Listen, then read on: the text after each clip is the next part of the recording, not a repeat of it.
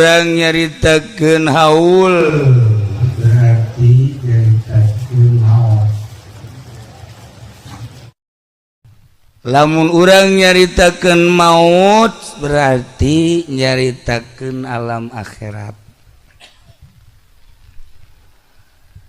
Aya jelema nu geus teu betah di dunia iri kanu maut. Lantaran umurna geus kolot model Mang Haji Pendi asal ngadege nu paeh be marah. Sia teh Israel lain ka aing heula.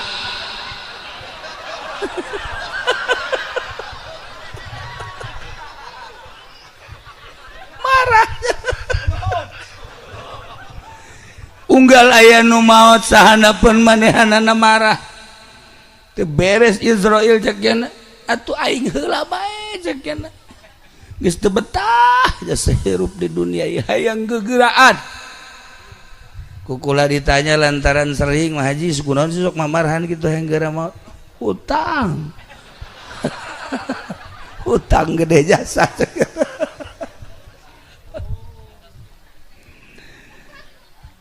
loba jelema nu hayang maot teh macem-macem. Aya nu hayang maot teh karena gede hutang. Aya nu hayang maot teh karena diusir ku pamajikanana. Aya nu hayang maot teh gering teu eureun-eureun. Aya nu hayang maot teh lantaran hayang gegiraan kapanggih jeung Allah. Masya Allah. Mengaji hayang gegeran kapanggih jeung Allah hayang geura kapanggih jeung Allah atuh masalah urang doakeun mudah-mudahan Mang Haji Pendi dicepetkeun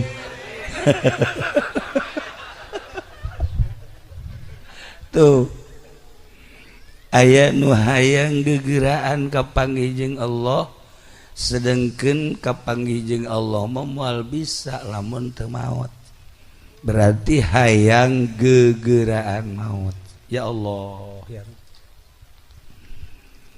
dumanta hayang gegeuraan maut lantaran percaya diri bahwa ketika maut kapanggih jeung Allah jeung kapanggih jeung kanikmatan kubur jelema teh aya nu dibere kepercayaan pasti ketika maut pasti kapanggih jeung kanikmatan kubur yakni kanikmatan hakiki aya anu yakin model kos gitu. Nah kuari dek nanya ka Mang Haji kira-kira Mang Haji lamun maot yakin bakal gituna bakal kanikmatan kubur yakin atuh lamun yakin mah ti heula we nya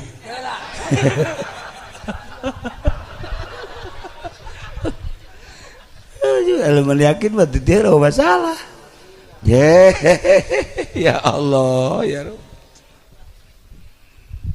urang maot eta kan sakaratil maut pangnyeri-nyerina tapi urang ningali tingkah jelema nu sakarat teh rupa-rupa pengalaman kula ningali nu sakaratil maut Masya Allah aya anu tenang nyaho-nyaho maut aya nu seserian serina kadege kurang cacara katakan asal neuleuh ka dieu molotot seuri asal neuleuh ka dieu kucem asal neuleuh ka dieu kadege ieu seuri cacara katakan pohara dan teu bisa ditanya kukula ditanya ningali naon teu bisa teu ngajawab tah ka dieu deui berenggut pas mejeuna ka dieu seuri plek maot ya Allah ya Rabb aya anu maot teh letahna nelol ka dieu terus setik bagi panjang datang ke bujal letah teh orang panjang datang ke bujal Masya Allah eureun maot kula langsung teu ngeunah dahar asana merenanan bangsa 3 poe 4 poe teu ngeunah dahar mun teu jeung daging hayam teu jadi gitu. Haju teu bisa sare ya Allah ya kadedelekeun bae eta nyerina sakaratil maut masya Allah kan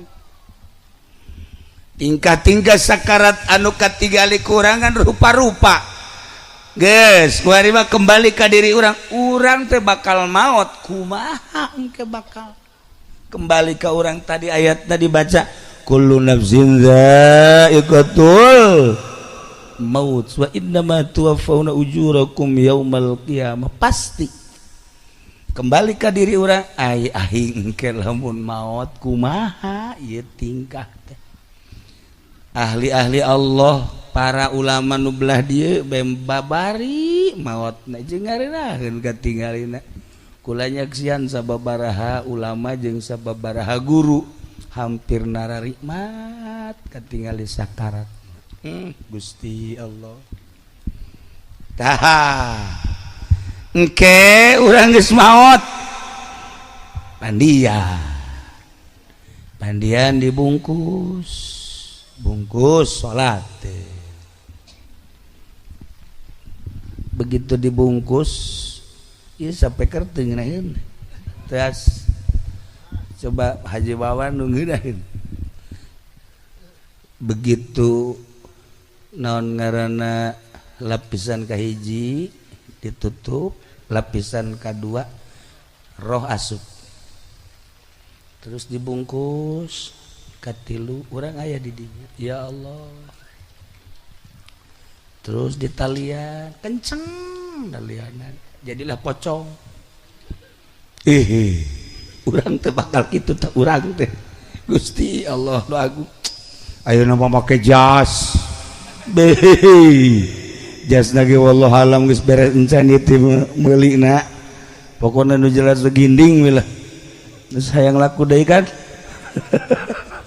tah urang dibawa ke masjid nu aneh aya seorang waliullah begitu dibungkus pakai buah putih terus dibawa ke masjid ari di luar negeri mah pan teu make kurung batang langsung maitna dibawa terbuka luhurna di zikiran la ilaha illallah la ilaha illallah la ilaha illallah ti imah ka masjid ieu na curug depan kieu tah kikieuan la ilaha illallah la ilaha illallah la ilaha anu neuleuh ieu mah hirup keneh ja la ilaha illallah la ilaha illallah kabeh ngomong ieu mah mait beureunan hirup coba buka la ilaha illallah aya Haji Pendi mah nu handap illallah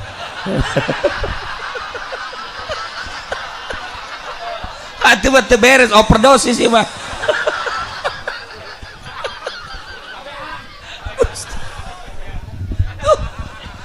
la ieu waliullah dibungkus curugna ketika la ilaha illallah la ilaha illallah la ilaha illallah kaget anu ngagotong kaget ya otomatis langsung coba orang buka dibuka bahasa maot kieu tadi bekikian coba orang baca deui orang baca coba baca la ilaha illallah kieu deui la ilaha illallah la ilaha illallah je pada la ilaha illallah cenah curugna kikieuan ieu ngomongnya na wali mah teu pae atuh beralupatan kabeh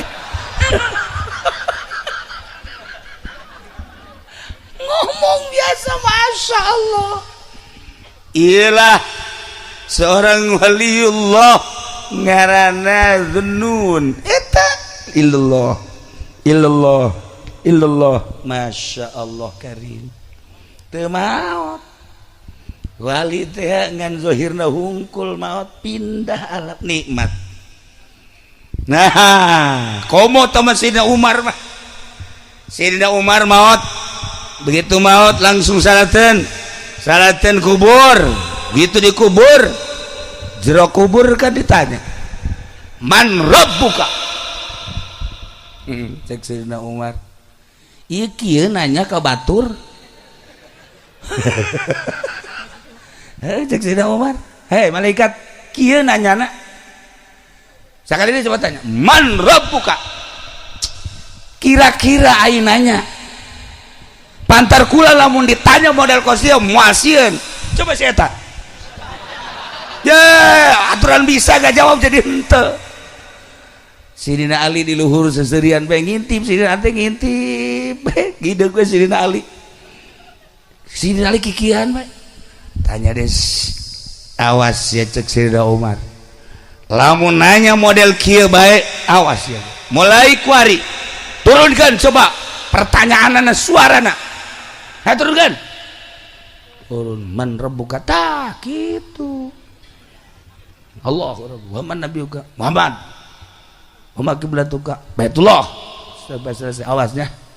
Cek Sidina Ali teh tah Umar mah boro-boro keur hirup. Keur bae lagi cek di jero kubur masih kene dakwah kene bae. Masih kene dakwah kene cacak-cacak lamun eueuh Sidina Umar. Ieu malaikat munkar nakir nanyana geus antapar, teu antapar. Ngan kuari mah rada deres. Dada deres kecuali bangsa tukang karung gitu. Eta mah rada kejem kene sebab loba oplos-oplos. Lailah para jamaah kaum muslimin wal muslimat rahimakumullah, wali teu maot tanda loba jelema anu maot dibuktikan ku Gusti Allah senyum nyarita jeung sajabana di jero kubur Sidina Umar lantaran geus wauh jeung Allah. Masya Allah, sugan aya gimbir, sugan aya sieun ditanya ku malaikat munkar nakir, tenang. Gitulah ahli-ahli Allah. Tinggal kembali ke diri urang hiji ketika sakarat urang di mana jeung kumaha. Masya Allah. Sedengkeun eta perkara nu pasti. Nomor kedua, ketika urang ditanya ku malaikat munkar nakir, bakal kumaha ngajawabna. Sedengkeun jawaban-jawabanana kumaha nu dipake karesep ku urangna. Lamun urang ningali dina kitab Qurtubi loba jelema anu salah ngajawab lantaran resepna leuwih resep batan Allah, leuwih resep kana urusan-urusan dirina.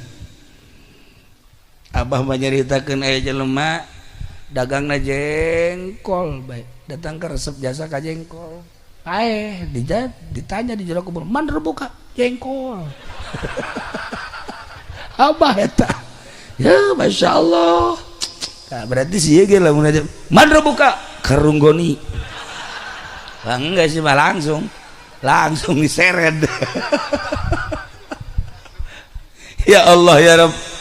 Para jamaah kaum muslimin wal muslimat rahimakumullah, urang perhatikeun pintu surga, sebab pintu surga nu mukana urang nu nutupkeunana ge urang.